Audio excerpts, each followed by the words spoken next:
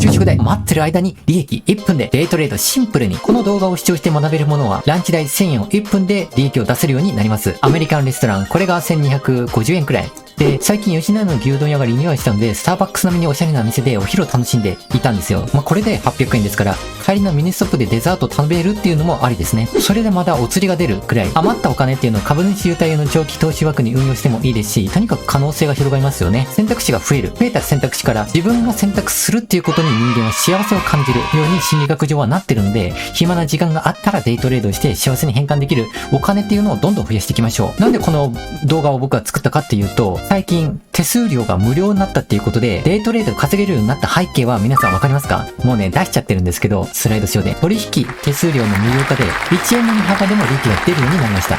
50円とか100円とか引かれていても、一切引かれることがなくなったので、ちゃんと切りがいい1000円とかね、1100円とかいう数字になりました。僕のチャンネルはアルゴリズムの注文で、値上がり益、配当金、株主優待、その全て適切なタイミングで自動で売買できるシステムを開設してきました。スイングトレードのスタンスで、毎年利回り 30% 以上を3年間継続して300万円を600万円にしました。会社は2021年に退職してニートなのでずっと、資金の補填ができず、資金は純粋に株の利益から賄っています。生活資金もそこから算出しています。会社員時代、年収が200万円で仕事しなくなっても株で200万円くらい稼げるようになった。暇になったので YouTube を投稿するようになりました。実家暮らしでタダで住まわせてくれる両親に感謝しています。洗濯も料理もしない。その代わりに僕はその資産運用を教えて恩返しをしようと思ったんです。パパは株価3000万円を超えたので、老後は心配なさそうだな。とにかく老後は心配なさそうです。さて、話はそれましたね。投資家を可能にしているこのアルゴリズムの注文。これを今回デイトレード用に応用して、手法が確立して体験性のある手法に仕上がってきたので、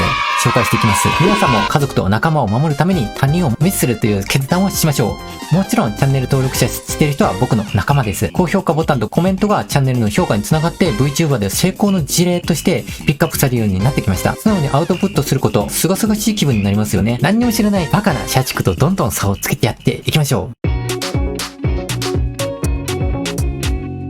デイトレードの問題点、やってみるとわかるんですけど、精神をね、絶望的にすり減らすんですよね。やっぱり慣れない人が、っていうか慣れてる人でもデイトレードすると疲労困憊してしまいました。ほぼ博打。そう。自分と嘘ついてるから、ファンダメンタルの投資家、もしくは普段のね、僕みたいなスイングとか長期の投資家がエントリーすると、これまでの経験が全く活かせないので、もう一回勉強になるので、一流のマシンでも場所が違うと、素人同然の結果になります。また、エントリーで根拠となるものがないと、疑心暗鬼になって自分を疑い続ける。拷問の苦痛を感じますよね。これがデイトレードが疲れる原因です。こんな勝負をしていては、うつ病になったり、致命傷を負う失敗をします。早く楽になりたい。もう怖い、損切りや。こんな感じです。しかし、僕の儲け方、Twitter とかメンバーシップで見ていると、僕の予想ね、恐怖を全く感じていないように思われて、いやー、小春さんって悩みないよねって、よく人から言われるんですよね。そう、迷いがない。投資セミナーでは悩みなさそうですよね。で、3人以上の人から言われるので、トレードを工場のライン作業のようにこなす。つまり、ゼロ理論投資ができている状態です。ゼロ理論を可能にしているのは、エントリー条件をテンプレート化しているからです。人間暇になると、他人と自分を比べて、勝手に自分で不幸を感じる生き物なんですよね。Twitter で100万円儲けているアカウントを見て、僕はこんな風になれない。やっぱり、俺なんかには無理だったのかって、勝手に自信を失っていくんです。他人から手法を勉強するときは、無機質な教科書を読むように他人と比べないのが結果の出るトレード。誰でも悩み、苦しみます。人間は感情を共感することで苦しみが軽減する。例えば僕だって悩んで毎日試行錯誤しています。それをメンバーシップで語っていて、ファンが期待したり、見守って同じ挑戦する気持ちになってっていうのに気づいて、僕はキャラクターとしてみんなが成長を応援する象徴になってるのかな。だからチャンネルを盛り上げていきたいと思いましたね。こんな感じで心構えができたところで、エントリーのテンプレートを勉強していきましょう。ゴールデンタイム。ここで勝敗が決まる9時から10時半の間、僕が分析している投資家は、この時間で取引を集結しています。はじめに基礎を勉強していきます。その後にアルゴリズムの注文を僕の独自の解釈をまとめていきます。アルゴリズム注文ならある程度の含み益があれば価値確定で外食したりアニメ見たりゲームしても利益が出るっていう仮説を立てました。そういう経験があるんですよね。でこのチャンネルで使っているアルゴリズム注文長期運用、通常数日から数週間のスイングトレードや年単位の株主優待向けのロングトレード、これをやってるんですけど、もしこれをデイトレードに応用できたとすれば勝率と利益率が上がるっていうことになります。テンプレートのパターン1、デイトレードの基本は順張りでエントリーする。この画像で言うんだったら10時くらいまでの間に最高値を再び更新したら逆差し値でエントリーします。初心者投資家はこれらは知らなくてみんな思っちゃうんですけど、下げて安くなったら買うっていうイメージがありますが、その画像で確認できるように反発してその瞬間割高に感じる場面、2365円で出来高が膨らんでいるんですよね。ここでみんな買いがエントリーするっていうから、含み損を含んで持ってる人がいない状態。つまり反発を確認できた後にみんなエントリーしている。その後1万円くらい利益が出たら利益確定のエスケープ。その日のランチが豪華になることですよね。すごくシンプルな手法。このように綺麗な順張りのトレンドが形成された場合、自分たちが勝った瞬間に下がるっていうことは確率では低いですよね。ここで伝えたいのは、多くの原始人投資家が勘違いしている。検索でデイトレードって検索すると、この図が出てきて、下の方で買って上の方で売るっていう、そんなイメージを持っている人が多くて、僕も実際に負けて考察で気づきました。これはね、一番やってはいけない典型的な負けパターン。これってかなり自分勝手な行動なんですよね。自分が購入した、エントリーした瞬間から下げトレンドが切り替わって上昇トレンドになるのか、そういうことです。何の根拠もなく、都合のいい時だけ神頼み、みたいな。下がった時にエントリーするのが負ける、そのメカニズムを解説します。デンソー、証券番号6902のチャートで検証します。デンソーの株価っていうのは、10時20分まで順調に上がっています。当時エントリーして、みんなが含み益の状態。この状態はいいんですけど、10時30分以降の高値掴みした参加者、2370円で購入した人とか、2365円で購入した人とか、値下がりしたから、安くなったから購入したというユーザーが、11時まで含み損の状態の人、これがね、積み重なって増えてきます。含み損を抱えて、どうしよう、もう売ってしまって、早く楽になりたいな。今日はもう損したから200円のカップラーメンで済まそう。2367円まで回復して、とりあえず今回は損切りで済まそう。っていうメンタルが辛いから、売ってくる人が多くなってくるんですね。恐怖心に身がすくむとき、人間は必ずパニックになる。そもそも怖いと感じるような事態に陥ることがすでにミスだ。そんな時にアクセルを抜いて冷静さを取り戻せ。恐怖心を抱えたまま突っ走ることは命取りだぜ。忘れるなよ。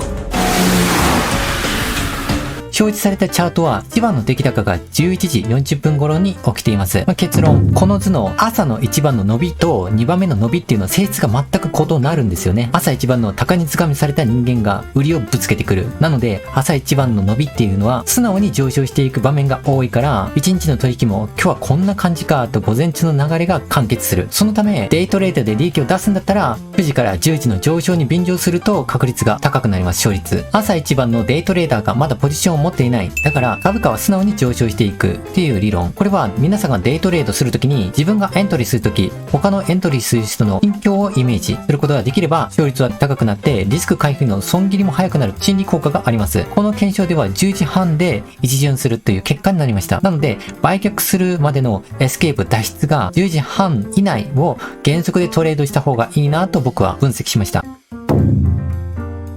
その2、その日の高値を更新した瞬間でエントリーする。9時10分頃に高値をつけて、再び9時30分頃までに、このグラフで言うと2356円を更新した瞬間にエントリーを仕掛ける。9時20分時点で最高値が2358円。ここで買っても参加者が買い付けていないので上昇トレンドに便乗ができる。一番高値で怖いなーって思うかもしれませんが、この時点でエントリーした人間全てが含み益の状態。このまま伸びてくれーって売る理由がない。時間が味方してくれてるって楽観している人たちが多いんです。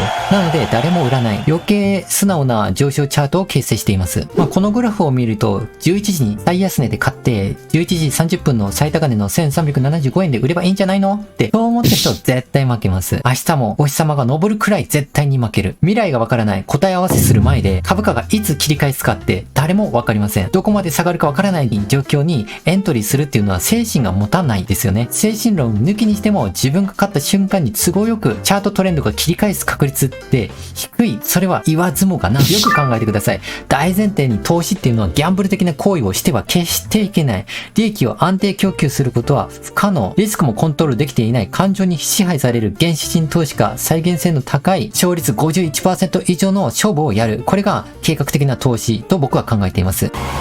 感情は冷静な判断と正確な操作の邪魔をする。滑る路面に対する不安や恐れ、そうした人間の持つあらゆる感情は必ずミスを生む。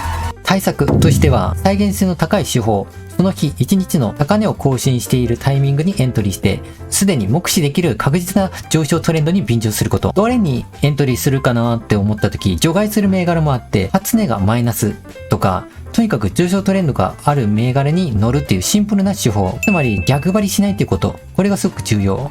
逆張りでエントリーっていうのは、これが自己中心的な行動を自覚して高値掴みした人が投げ売りをしてくるっていうイメージ、そういう想像されるから無理をしない。勝率が高い勝負しか挑まないようにする。パターン2、プラスアルファではどこまで上がるのか。ここも絶対知っておきたい必須科目。勝率をもっと上げたい。絶対に負けたくない。勝つことよりも負けないことが重要。なぜかって死んだらそこで人生終了だから。使用するものは25日平均移動線。連想の場合、直近株価チャートは出来高が急増して割安の2400円以下でエントリーした人が多いから反発しやすいという傾向にあるな。証券番号7267ホンダ危険の場合は緑色の25日移動平均線に戻ろうとする上昇するバイアスがかかっている。つまりエントリーして勝率に加点がつく状態という銘柄を選定しています。そうそう、どこまで上がるかっていう話でしたよね。平均移動乖離率っていうのをピックアップすると、証券番号5032エニカラー。これ結構参考になります。この画像だと乖離率が10を下回ると必ず回復する状態ですね。過去3回なので4回目で下がるかもしれませんけど、これも勝率を上げるファクターとなります。特にそのエニカラーは値動きが激しいので、アルゴリズムと組み合わせると利益幅がとんでもなく向上するでしょうね。アルゴリズム注文っていうのは損切りの恐怖を回避することができるので、デイトレードの毎日仕事みたいに継続できる人、無理なく気軽に注文ができます。それに毎日のお風呂とか歯磨きのように習慣に取り入れる人は、アルゴリズム注文が機械が上値修正を自動で行ってくれて、損切りも監視してくれるので、気持ちからくるパフォーマンスもやっぱり運転の差がつくと思うんです。全ての感情を無心の状態で車が語りかけてくる声を聞く。ゼロ理論は車との対話から始まるんだ。うまいっていうか、すげえなこいつ。もう一回復習します。エントリーして株価はどこまで上がるのかっていう。これは平均移動乖離率を取り入れて、直近14までなると2回上がってるから残り10までは上がるなみたいな。わかりましたか？エントリーした銘柄で株価がどこまで上がるかという疑問は解決されましたか？上がり始めている銘柄にエントリーするのは怖い。そんな人が多いのはわかります。平均移動乖離率を見て予想することが可能です。下がると判断したらエントリーはしない。機械損失を防ぐことになるので勝率は上がります。今この銘柄はどんな状況なんだな、上がりそうかなっていうのがテクニカル分析で根拠を持ったデイトレードをすることが可能になります。ギャンブル的な走りでただアドレナリンが出ている状況を楽しいと思ってるじゃまだレベルが低い。多くのことをコントロールするスキルがあってこそプレッシャーや緊張感に飲み込まれない余裕が持てる。その余裕こそ楽しむことと同義語だろう。第3章、ゼロ理論。僕はいくらの利益が欲しいのかという目標、儲かってる自分をイメージすることが必要です。第1章で1分でランチ代1000円を利益に変えるスキルの存在を知った。第2章でデイトレードに関するコツを解説していて、デイトレードの問題について触れている。で、この第3章っていうのはゼロ理論投資がどのように考案されたのか、これが分かると株の投資以外にも日常生活にも応用ができます。つまり2割の努力で8割の成果が出るという楽しさを実感できます。フィギュアスケートで名を馳せた羽生結弦、彼はお気に入りの音楽を聴いて最高のパフォーマンスができている姿をイメージしているそうです。これはイメージトレーニングといって究極の集中、今時で言うんだったらゾーンに入る。皆さんも株トレードをするときに利益確定をした姿を想像できていますでしょうか？僕は5000円の儲けが出たら十分かなって思っていて、お昼ご飯は贅沢しても2000円くらいなんで毎日の資産は増えていきます。自分もあっけなく交通事故で死んでしまった経験があり、すごく未練がありました。いつ死ぬかわからない。普段から幸せを感じる生活を過ごすようにしている。無料でできる散歩と運動、ステーキを食べる匂いと雰囲気も楽しむ。本当に人生楽しいですね。人によってはデイトレード1万円欲しいな、2万円欲しいなとかいろいろ。なんで幸せとか満足のいく生活をしたいかとか、そんなことを聞いたかっていうと、理由は稼げている自分をイメージできないといつ売るかわからなくなって自分自身も見失ってしまう危険性があるから。勝ちたいと思う心は人間の弱さにつながっていくんだ。車が持っている最高の状態を引き出すだけだ。結果は後でついてくる。そこはデイトレードが意外とそう疲れるんですよね。自分を否定し続ける、疑い続けるっていう時間。過去に僕も経験しています。果てしない欲望で、どこまで頑張っても満たされない。生きながらの無限地獄。自分の妄想が生み出すので、今は投資のお金がゼロになっても困らない。健康で美味しいものを食べて幸せな状態を意識する。健全な精神でトレードすることが求められています。アルゴリズム注文は僕の利回り 30% 以上実現した時、偶然見つけた手法なんですよね。あれなんで儲かるんだろう、何が原因だろうって調べて、でその後の考察で異次元に高い利回りっていうのはアルゴリズム注文による感情を返さない手法が原因でファクターであることが分かりました。これはイニシャル T 神奈川県箱根町の走り屋のチームスパイラルのリーダー池田隆二のゼロ理論という独自のドライビング理論と結構同じのものだったんですよね。値段設定は決まっていて、感情で絶対に決めない。上値修正を自動でアルゴリズム修正を行う。モニター4画面で監視できる環境、パワフルなパソコン、操作性と静粛性に富んだロジック性のマウスとキーボード、メガネはパソコン専用で度の弱くブルーライトカットがあるやつ。次の日の株価のイメージと異なる相場だったらエントリーしない。ドライバーの感情を限りなく無に近づけて、車から伝わる感情とか感覚を読み取ってそれに応える。それがゼロ理論。この池田隆二の元となったのはおそらく4000年前の戦いの戦術本、孫子の兵法で、戦国の世で最も大切なのは感情でぶつかっちゃうと失敗のリスクが非常に高い。だから絶対にやらない。相手の感情を揺さぶって、意図は相手から生まれるもの。これを自動車のレースに代入したものでしょうね。僕もアルゴリズム注文を用いた感情を介入させない手法でした。兵は気道なり、戦いとは欺くこと。敵を怒らせて心を動揺させればその力に隙が生じる。貴様がやろうとしているのはそれだろう。その手には乗ら第4章、アルゴリズム応用、価格設定。ここが一番大事。ここが一番の主成分。株 YouTuber がおっしゃっている目安というのは、利益確定 2% から 5%、損切りの幅は 1% から 4%。僕が見た動画は2年前。アルゴリズム概念もなかったでしょうね。これから値段設定を公開していきます。第1章で、1分でランチ代1000円を利益にかけるスキルの存在を知った。第2章でデイトレードに関するコツを解説していて、デイトレード問題点について触れている。第3章はゼロ理論は自己の利益目標を設定してイメージトレーニングを通じてそれを達成する方法を追求するアプローチ。ここで第4章をいきます。すべてを勉強した上でアルゴリズム注文の応用編、値段設定と問題点を解説していきます。この動画は僕が研究を記録するものです。ついでにファンのみんなに共有してメンバーシップ代90円とか500円とかその何十倍の利益を出してほしいと企画しました。2週間の実証実験なので完璧ではないです。ご了承ください。デイトレードゼロ理論は2種類考案しました。1分で500円から1500円の利益を生み出す手法。これはセット注文。メリットとしては場中にいなくても値幅が小さいので一瞬でスッキリする。あと心的で負荷が少ない。デメリット。アルゴリズムと比較して利益が少額になること。稀に1円から5円の幅の狭いレンジでも約定せずに取り残される。共通の注意点。軍資金が100万円以下の場合は2回目の購入とかそういうのが同じお金は使えないので資金不足となります。対策としては軍資金に余裕を持たせる。価格の安い銘柄にするとか。資金に余裕があれば何回でも同じ銘柄を取引できるし、安い銘柄にすると資金が一巡しないので同じお金を使わない。で、これはやってはダメで、信用取引で3倍にすること。理由としては、1番は精神状態でデイトレードは決まるんですよ。損失が出た時にパニック売りする可能性がある。そもそも信用取引が自分の力量以上の背伸びをしている状態。デイトレードは精神を酷使するのに3倍心に負荷がさらにかかると、大抵の人は潰れるし、僕も体調を崩しました。ご飯も美味しくないし、息をするために痛みが走る。一度この状態に陥ったら現物も YouTube の活動もできません。デイトレードで儲ける手法はセット注文とアルゴリズム注文がある。これをどっちを使えばいいかっていうのは、自宅にいるか外出しているか、それで判断しましょう。まず、機動性が高く、スマートフォンだけで注文ができるセット注文。外出して行列に並んでいたり、電車の移動時間に使います。集中力が必要ないテンプレートなので、疲れないのがセット注文が優秀です。値幅が小さいので勝率が高い。実験でまだ一度も負けたことはないです。2週間前から実験して1日1トレードだから、6回から10回ぐらいかな。一方で、約定した瞬間にアルゴ注文できる環境にいるときは、これ。トレーディング。なんと、僕の場合、通知を見落としていて、30分後にご飯を食べてね、スマホを見たら損していました。たまらず売ってしまいました。みんなも同じ状況になると予想していて、やっぱ損が出ていたら快に感じるし、パニック売りしますよね。この時の反省は、セット注文しなくて、約定してからアルゴリズム注文を入れればよかったなって、セット注文しなくて約定してからアルゴリズム注文を入れるつもりだったんですよね。でも結局僕、ちょっと約束っていうか、それで結局注文を忘れて、精神とお金を削られました。年金2階建てと同じ考えで、無条件でまずセット注文して、アルゴリズム注文っていうのは、セット注文を取り消してから連続で入力を行うべきだな、と反省しました。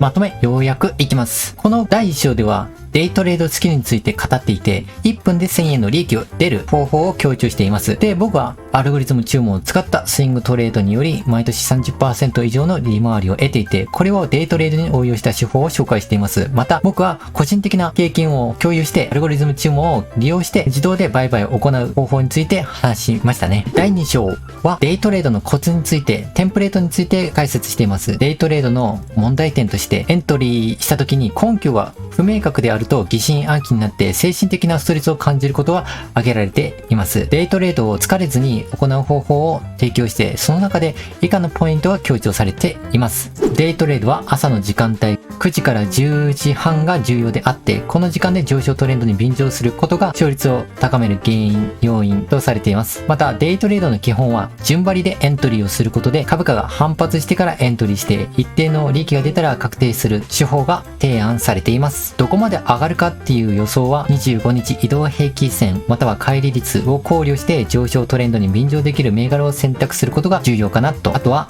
そもそもデイトレードっていうものは計画的な投資であって、ギャンブル的な行為を避けてリスクをコントロールすること。デイトレードの成功のためには計画性、戦略、そして感情のコントロールが不可欠であることを強調しました。第3章、ゼロ理論とは自己の利益目標を設定してイメージトレーニングを通してそれを達成する方法を追求するアプローチです。このアプローチは株の投資から日常生活にも応用が可能で、2割の努力で8割の成果を生み出す。そんなもんでいいって、もう頑張りすぎない。個人的な幸福と満足感の重要性に触れて、で自分が幸せであること、またアルゴリズム注文による感情を介入させないトレード手法についても言いました。第4章はアルゴリズム注文について解説ですね。ここがメイン。逆差し日注文、損切り、トレーディングの開始について詳細な解説を行いました。最終的に利益確定と損切りの設定についても触れられていて、安全マージンの確保が強調しています。最後にメンバーシップは何を話しているのか。上から言うと、2万円と1日かけてセミナーを受けたのをレポートとしてまとめている月が、みんなで勉強会をする会場を借りるためにお金を最小限の手数料で集金するサイトの計画。あとは、ばあちゃんが